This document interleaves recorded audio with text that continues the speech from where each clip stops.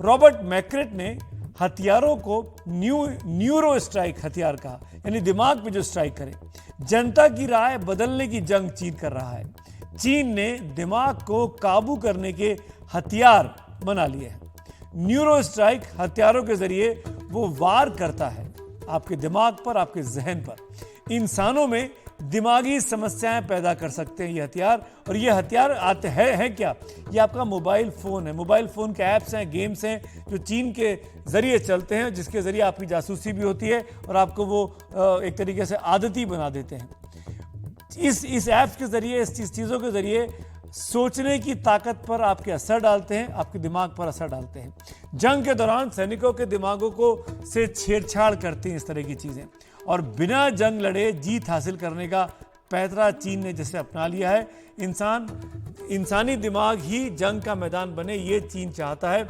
बजाय इसके कि वो डायरेक्ट लड़ाई लड़े, डायरेक्ट वॉर करे, डायरेक्ट कॉन्टेस्ट करे, वो ये प्रॉक्सी वॉर कर रहा है, छद्म वॉर कर रहा है, जिसमें वो आपके दिमाग के साथ खेलना चाहता है। मेरे साथ फॉर्मर एम्बेसडर मंजू सेठ जी जुड़ गई। मंजू जी, स्वागत है आपका। चीन का ये जो प्रॉक्सी वॉर है, जिसमें वो आपको मीडिया के, सोशल मीडिया के जरिए अनरेस्ट पैदा करता है, अलग अलग देशों में अपने खिलाफ जो नैरेटिव है उसको किल करने की कोशिश करता है, साम दाम दंड भेद कर पत्रकारों को खरीद कर, पैसा पहुंचाकर, या अपने लिए नैरेटिव बनाने की कोशिश करता है, लालच देकर, लोभ देकर। इसके बारे में आप और क्या बता सकते हैं हमारे दर्शकों को?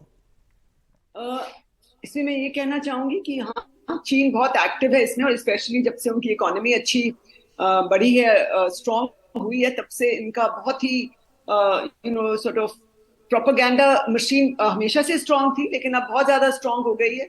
और वो कोशिश कर रहे हैं जहां जहां जिस देश में उनको मौका मिलता है और जिनसे उनको लगता है कि ये हमारे चैलेंजेस हो सकते हैं, खासकर जैसे पहले साउथ ईस्ट एशिया में भी उन्होंने काफी अपना ये अभियान चलाया था।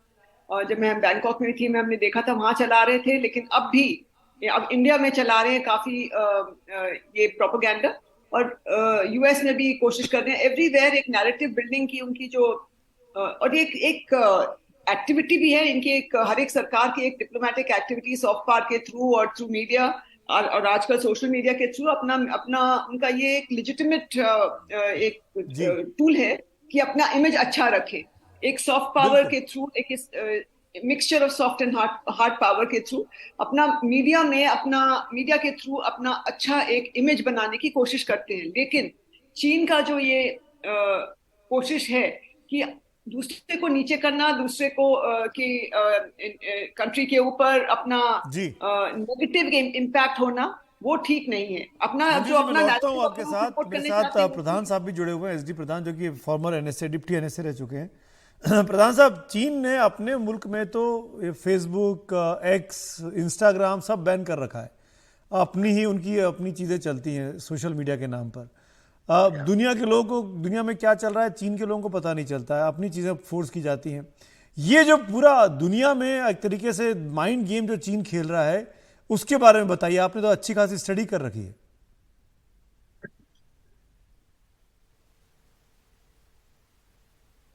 नहीं, आपके ऑडियो में प्रॉब्लम है प्रधान साहब। आई एम रियली सॉरी, मैं फिर से आपको नहीं सुन पा रहा हूँ।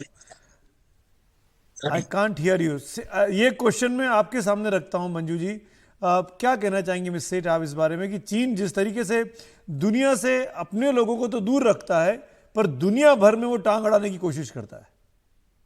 बिल्कुल, ये इनका पॉलिसी रहा है कि अपने देश में अपने लोगों को जितना सॉर्ट ऑफ क्वाइट रखे, सप्रेस करके रखे, कंट्रोल करके रखे। और इसीलिए सब जो, और उनको लगता है कि अगर फॉरेन सोशल मीडिया उनकी कंट्री में अलाउ किया जाएगा तो उनकी जो कम्युनिस्ट पार्टी है और उनका जो कम्युनिस्ट रूल है वो थ्रेटन होगा, उस पर चैलेंजेस आएंगे अगर लोगों को पता चलेगा कि दुनिया में क्या हो रहा है।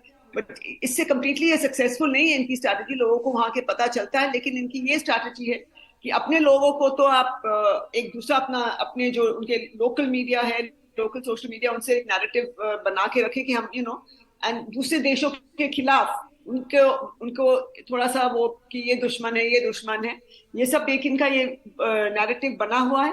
और इंडिया जैसे देशों को और दूसरे देशों में वो अपना एक वहां के सोशल मीडिया को भी कंट्रोल करना चाहते हैं, जैसे अपने मंजू जी एक चीज और बताइए। इन सब के साथ साथ चीन जो है, जो जितना मैं समझता हूँ, जितना मैंने पढ़ता हूँ, ये लगता है देखकर कि चीन अपने आप को दुनिया भर में फैलाना चाहता है। चीन का बाउंड्री इश्यूज उसके हर नेबरिंग कंट्री के साथ चल रहा है, हर जगह वो दखलंदाजी कर रहा है। इनफैक्ट वो देश भी जो चीन से दूर हैं उन इलाकों में भी घुसने की कोशिश करता है, जैसे जापान के कई सारे आइलैंड्स को पे उसकी नज़र रहती है। मैं ये जानना चाहता हूँ, ये चीन की क्या पॉलिसी है और ये क्या शी जिनपिंग के वक्त से है या पहले से चली आ रही है?